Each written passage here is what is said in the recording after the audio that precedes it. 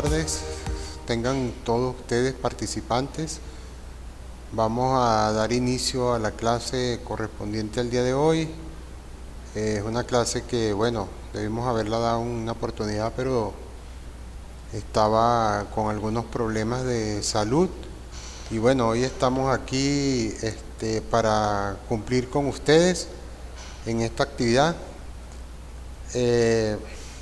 Vamos a hablar hoy en comportamiento organizacional de lo que es el proceso de motivación, lo que es la motivación en las organizaciones. Motivación en las organizaciones es el tema que nos reúne el día de hoy. Como ya ustedes me conocen, pues mi nombre es William Cáceres. Felicito a todos que hasta ahora han cumplido con sus actividades y han sacado sus buenas notas en todo lo que se les ha asignado. El objetivo entonces de la presentación del día de hoy es dar a conocer aspectos fundamentales del concepto de motivación y las teorías que sustentan el proceso motivacional. Vamos a comenzar entonces por definir lo que es motivación. Y antes de definir lo que es la motivación, vamos a hablar un poco de por qué es importante para un gerente no solamente conocer todos estos aspectos que vamos a tratar hoy de la motivación, sino conocer cuál es el grado o hasta qué punto sus trabajadores se encuentran motivados. Es importante porque va a depender del grado de motivación que tengan nuestros empleados, nuestros trabajadores. Va a depender mucho el cumplimiento de las metas que nos hemos trazado como organización y que nos hemos tratado como gerente. En este sentido, podemos decir que la motivación proviene del latín motus. Motum, que significa movimiento o motor, lo que nos mueve, y motivo, que proviene de ese aspecto, pues, de lo que nos mueve. Motivo para movernos, motivos para el movimiento. Entonces la podemos definir, según Carrillo López 2001, como aquello que determina, el motivo, como aquello que determina o condiciona a una persona para actuar en cierta dirección o cierto sentido. Aquella causa la que descansa la motivación se dirige hacia una o más metas. Es decir, lo que nos lleva y nos encamina y nos impulsa a cumplir la meta que nos hemos establecido o la meta que nos han establecido como organización. Así pudiéramos definir la motivación. Pero también la podemos definir o puede ser vista como desde el punto de vista de tres procesos que inciden sobre ella. ¿Esos procesos cuáles son? La intensidad, la dirección y la persistencia. La motivación en general se relaciona con el esfuerzo para lograr una meta, pero va a estar supeditada a estos tres procesos: la intensidad de la motivación, la dirección, cómo está direccionada la motivación, y la persistencia que tenga el individuo para conseguir esos objetivos o esa meta. Por eso nos conseguimos entonces de una manera mejor descrita lo que son los elementos del proceso motivacional, esos tres elementos. ¿Qué significa la intensidad? Bueno, la intensidad se refiere a la cantidad de esfuerzo que hace alguien, ¿sí? ¿Cuánto empeño le pongo? ¿Cuánto le dedico? ¿Cuánto me esfuerzo para conseguir ese objetivo? La intensidad centra la mayor importancia cuando habla de motivación. Es improbable que una intensidad elevada conduzca a resultados favorables en el desempeño laboral a menos que el esfuerzo se oriente hacia una dirección, metas organizacionales. ¿Qué significa esto? que no es suficiente con ser intensos en el trabajo si esa intensidad no está enfocada hacia las metas. Y ese es el cuidado que tiene que tener el gerente.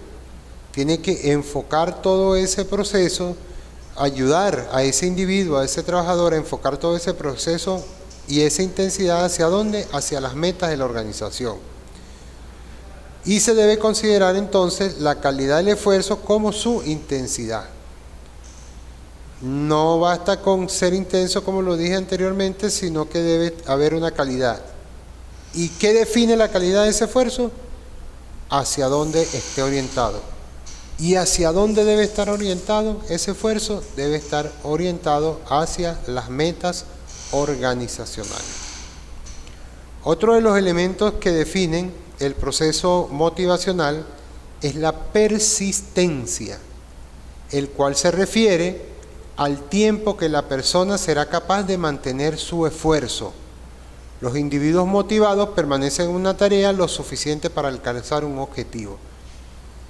Es otro elemento importante, persistencia, es decir, no basta que aunque yo mantenga mi intensidad por un lapso de tiempo, si no he alcanzado, si no he llegado a conseguir los objetivos planteados para mi puesto de trabajo, los objetivos planteados para las metas organizacionales. Debo ser persistente hasta lograr consolidar ese objetivo. ¿Ok? Entonces fíjense, tenemos dos elementos que definen el proceso motivacional, la intensidad, pero también lo persistente que tengo que ser en conseguir o lograr ese objetivo.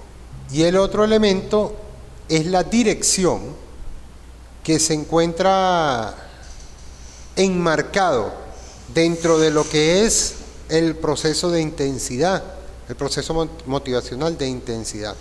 Es decir, la dirección es hacia dónde debo canalizar esa intensidad y esa persistencia.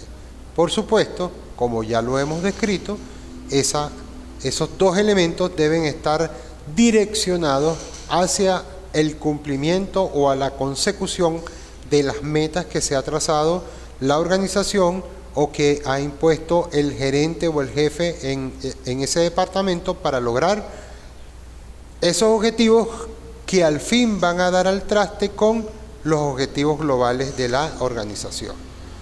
Entonces, el proceso motivacional viene dado por tres elementos: la intensidad, la dirección y la persistencia.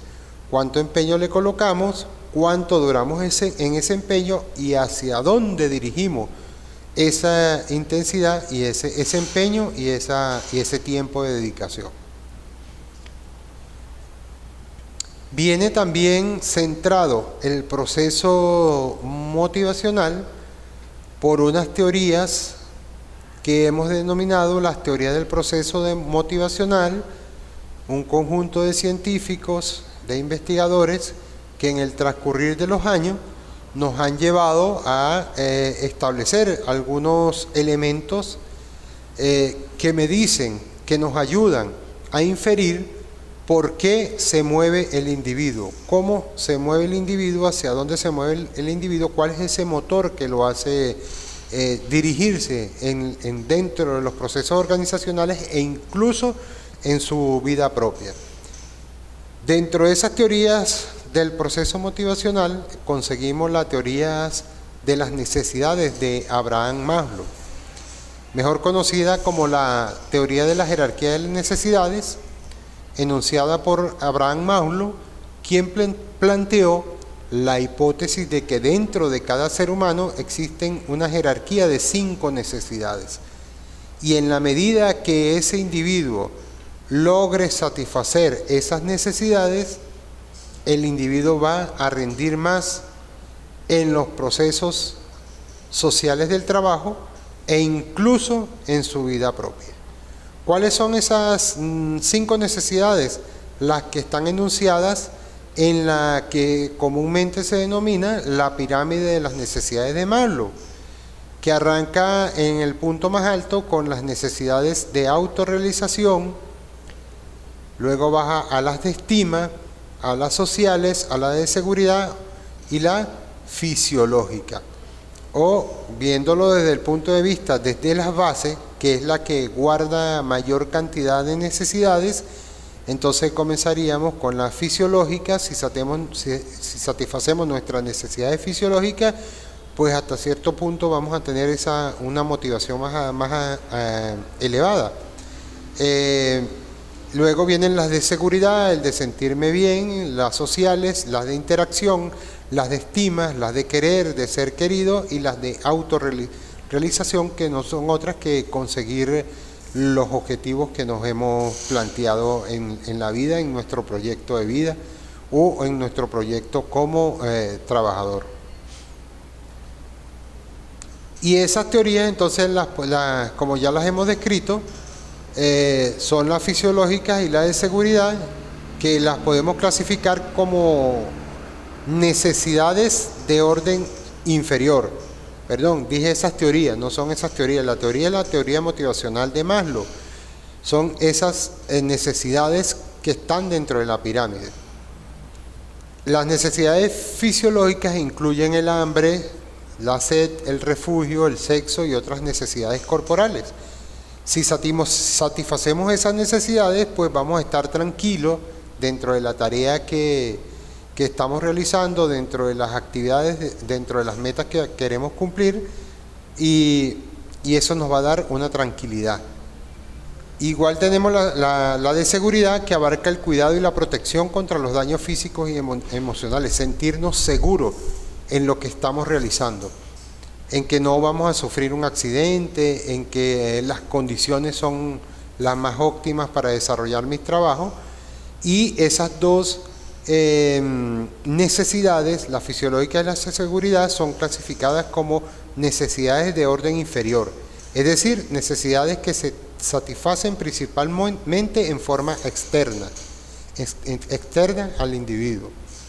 Y las necesidades de orden superior, que se satisfacen de forma interna, son aquellas necesidades sociales. Por ejemplo, el afecto, el sentido de pertenencia, la aceptación y la amistad. Sentirme bien, sentirme incluido, sentir que tengo relaciones interpersonales y que esas relaciones son bien recibidas. Otra de esas necesidades es la estima, que son todos aquellos factores internos como el respeto a mí mismo y el respeto que me brinda otra persona y el que yo le puedo brindar a él. La autonomía, ser autónomo y conseguir logros.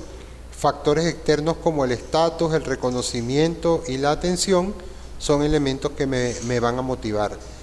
Y por último tenemos la autorrealización, que es el impulso para convertirse en aquello que uno es capaz, que se incluye el conocimiento y el desarrollo del propio potencial, es decir, el impulso para lograr lo que me he propuesto de acuerdo a mis capacidades, a lo que yo considero que sean mis capacidades.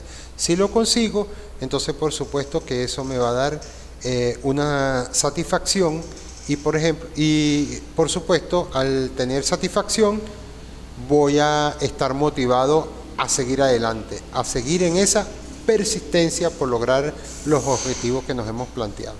Entonces, hacia allí nos lleva el proceso o la teoría de las necesidades de Abraham Maslow, a considerar que si tenemos satisfechas todas esas necesidades, pues cada día vamos a ir aumentando nuestro nivel de satisfacción y de seguridad para seguir siendo persistente en la búsqueda del logro. Otra de las teorías que debe analizar el gerente dentro de la organización es la teoría de Douglas MacGregor, denominada la teoría X y Y. ¿Por qué X y Y? Porque plantean dos elementos diferentes. La teoría X plantea una situación y la teoría Y plantea otra. ¿Qué plantean? La teoría X supone que a los empleados les disgusta el trabajo, que son perezosos, que no les agrada la responsabilidad y que deben ser obligados a laborar. ¿Qué quiere decir esto? Plantea algo como esto: el hombre es, cuando hablo de hombre me refiero a todos los géneros, El hombre es perezoso por naturaleza. Desde ese punto de vista, pues el gerente se plantea, si está bajo esa teoría, se plantea que tiene que estar encima de los trabajadores para que puedan hacer algo. La teoría Y supone que a los empleados les gusta el trabajo, que son creativos, que buscan la responsabilidad y que pueden dirigirse a sí mismos. Desde esta perspectiva, entonces el gerente tiene la visión de que al individuo hay que dejarlo trabajar, hay que dejarlo que cree sus propios elementos dentro del trabajo, siempre y cuando esté enfocado hacia las metas que tiene la organización o que tiene el departamento en el que él se desempeña. Douglas MacGregor, entonces, con el planteamiento de esta teoría, planteó ideas como que la toma de decisiones debe ser participativa, los trabajos de responsabilidad y desafiante y las buenas relaciones grupales servían para maximizar la motivación de un individuo en el trabajo. Es decir, mayor cantidad de sociabilidad, mayor responsabilidad, delegación, para que el individuo, asumiendo su responsabilidad, se motive en el desarrollo de sus actividades. En esta tabla que ustedes van a observar allí, vamos a conseguir un resumen bastante nutriente de lo que son la teoría X y la teoría Y planteada por Douglas MacGregor.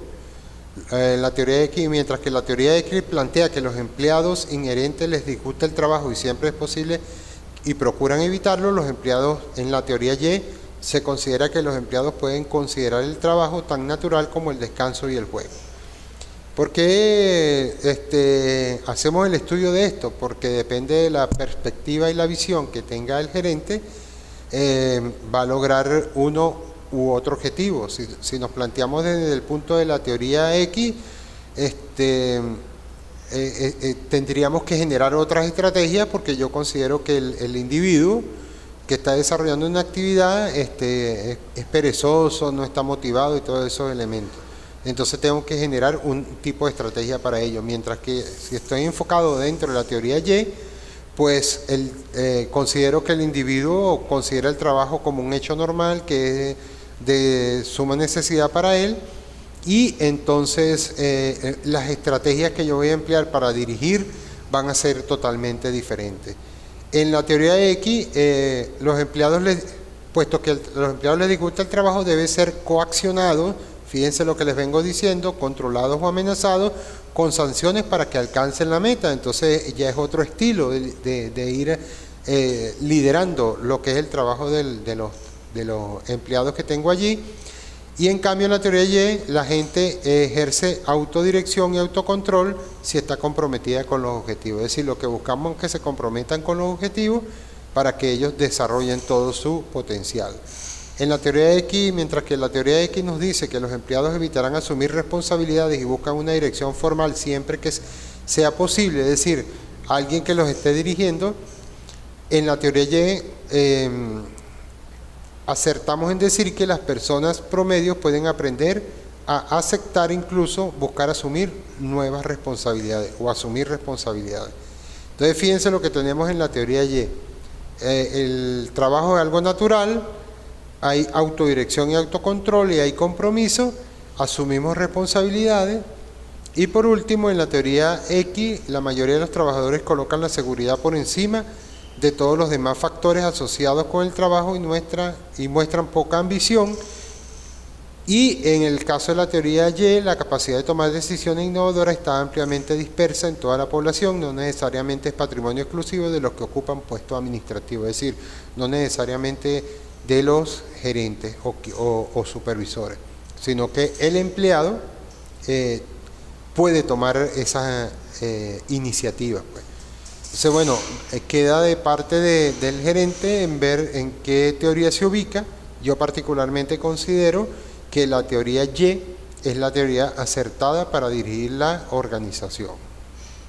Dentro de las teorías del proceso motivacional, también conseguimos la teoría de los dos factores de Frederick Herzberg.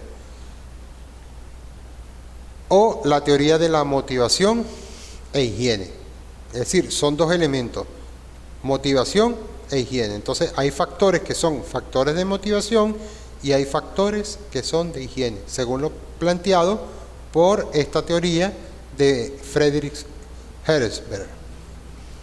¿Qué afirma? Afirma que el rendimiento de las personas en el trabajo depende del nivel de satisfacción que experimentan en su ambiente laboral. La teoría de los dos factores relaciona los factores intrínsecos con la satisfacción laboral y asocia los factores extrínsecos con la insatisfacción. Es decir, factores que están dentro con la insatisfacción y factores que están dentro con la satisfacción laboral y los factores externos con la insatisfacción.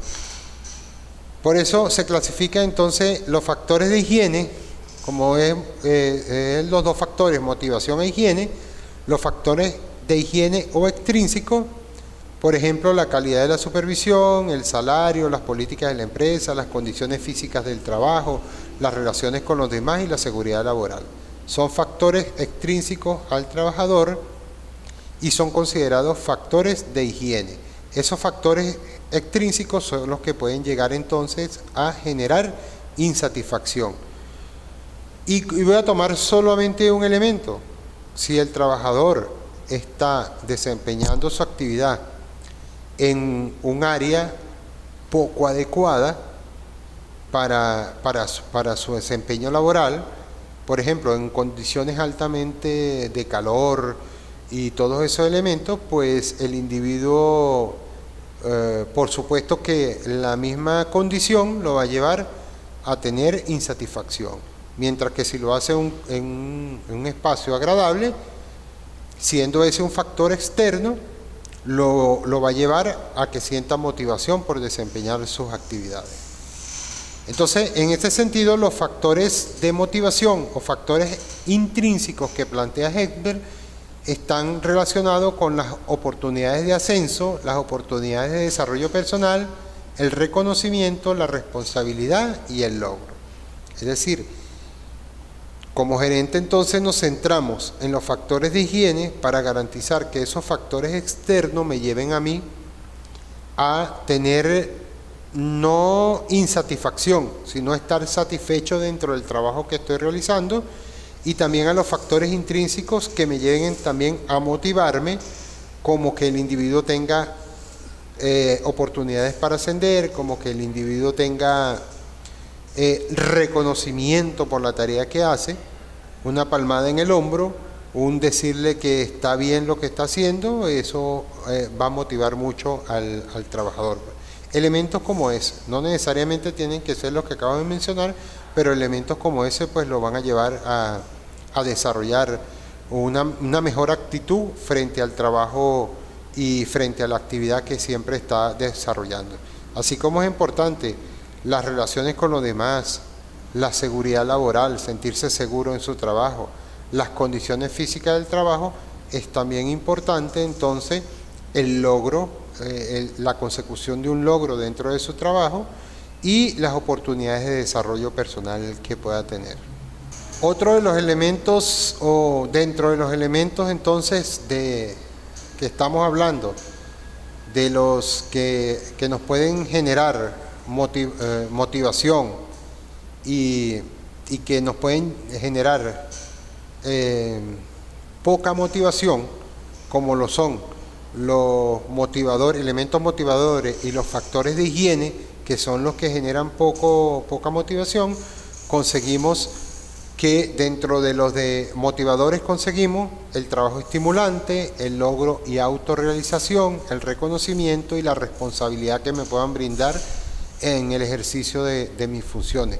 No solamente en el ejercicio de mis funciones, sino en asumir nuevas funciones, es decir, crecimiento dentro de la organización.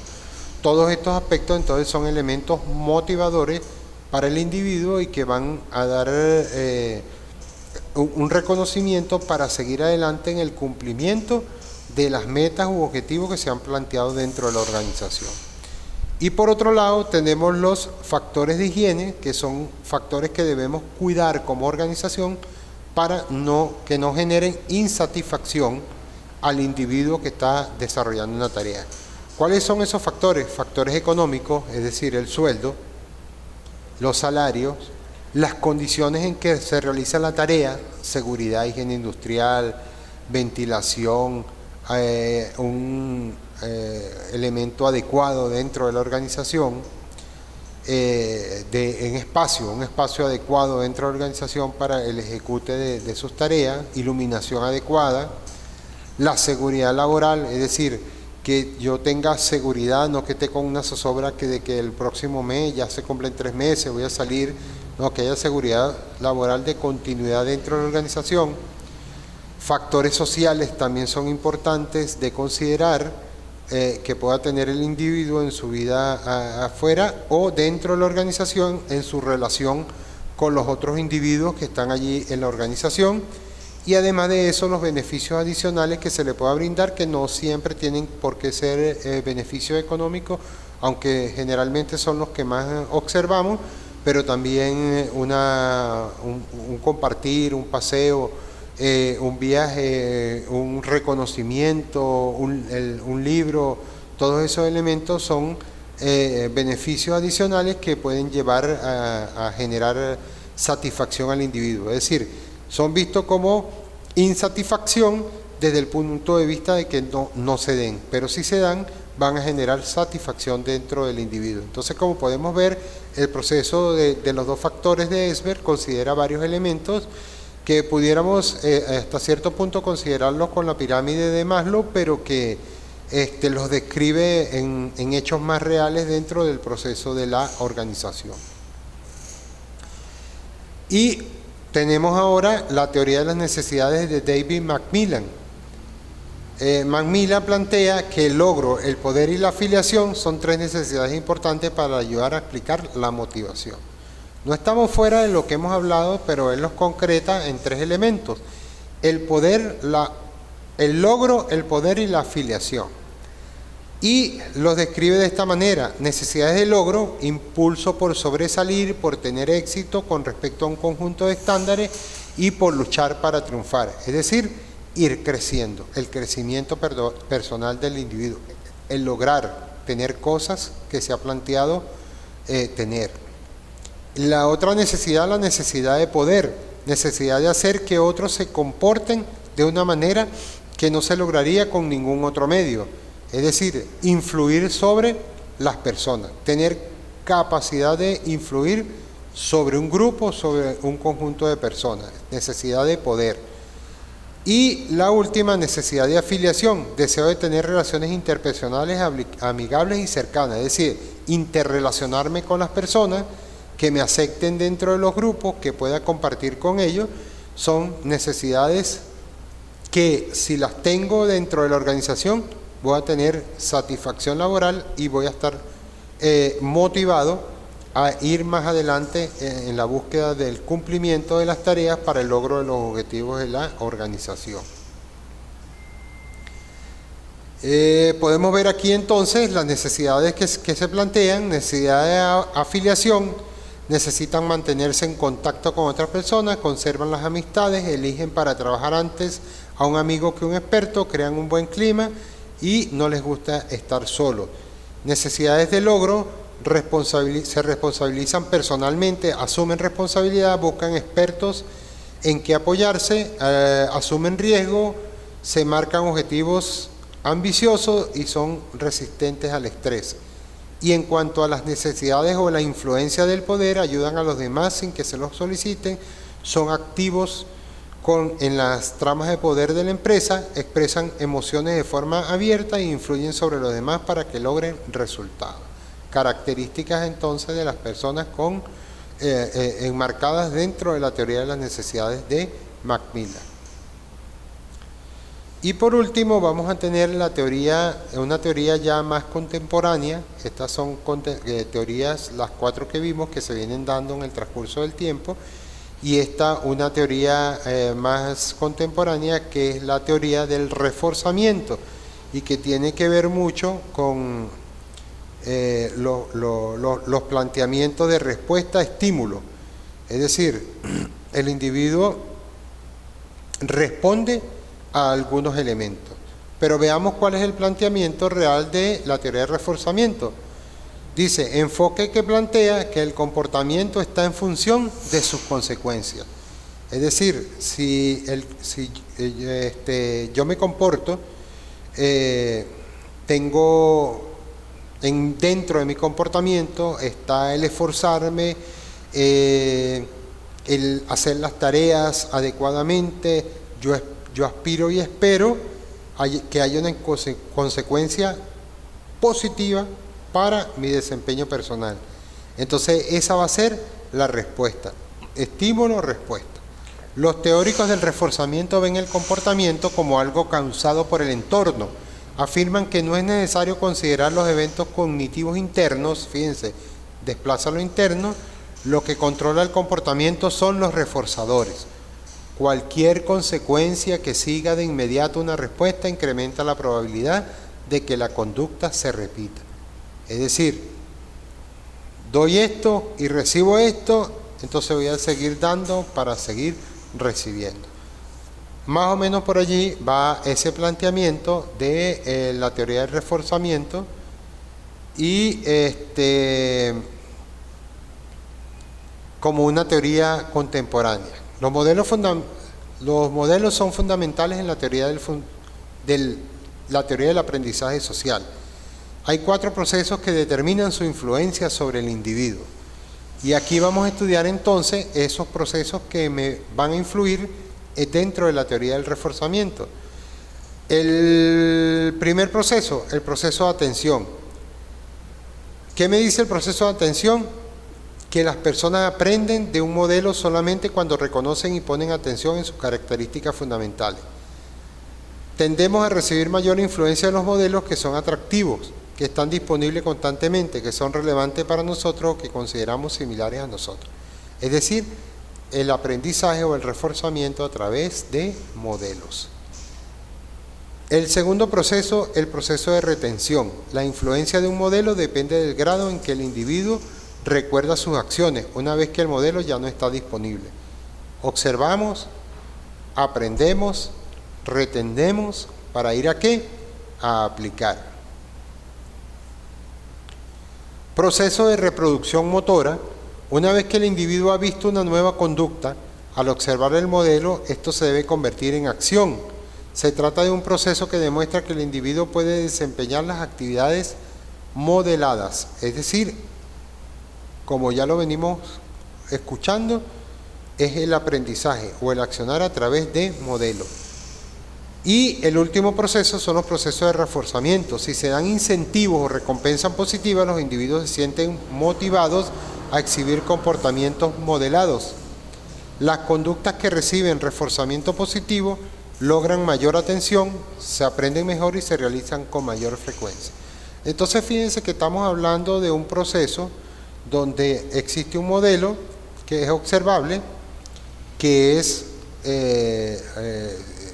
¿cómo se llama? Un proceso que es observable, que se retiene, que se ejecuta o que se reproduce y que si hay una recompensa en función de eso que estoy realizando, pues va a haber un proceso de reforzamiento a seguir repitiendo conductas en función de ese modelo que hemos aprendido. Y por último, entonces, necesitamos ver cómo es esa relación motivación, desempeño, satisfacción. Y lo podemos observar en la penúltima lámina de esta presentación, donde observamos que si hay una motivación y eso se traduce en un compromiso con la acción, ¿y cuál es la acción? El cumplimiento de unas metas establecidas o de unos objetivos establecidos. Entonces, si hay esa motivación y compromiso, el individuo va a tener un mejor desempeño laboral. Ahí está la relación motivación, desempeño. Pero si además de eso, de la motivación y compromiso, tenemos un excelente desempeño laboral, entonces vamos a tener satisfacción y vamos a ir en la búsqueda de nuevas metas, en pensamientos renovados hacia la importancia del trabajo que se desempeña y, por supuesto, a lo que el deseo de todo gerente de que todos sus trabajadores estén enfocados a conseguir las metas organizacionales que nos hemos impuesto en el plan de ejecución que hemos diseñado para la organización. Bien, con esto espero haberle dado luces sobre lo que son los procesos motivacionales. Ustedes también tienen bastante información, tienen el libro que se los dejé en plataforma para satisfacer esas necesidades de conocimiento y para poder desarrollar las actividades que han venido desarrollando hasta este momento. Muchas gracias. Alguna pregunta pues me la pueden hacer por la plataforma y yo sabré respondérselas por ahí mismo, y estamos en contacto para seguir adelante en este proceso de enseñanza y aprendizaje que estamos dando desde el IESID, Ventanas al Conocimiento de Venezuela, San Cristóbal para el mundo. Muchas gracias.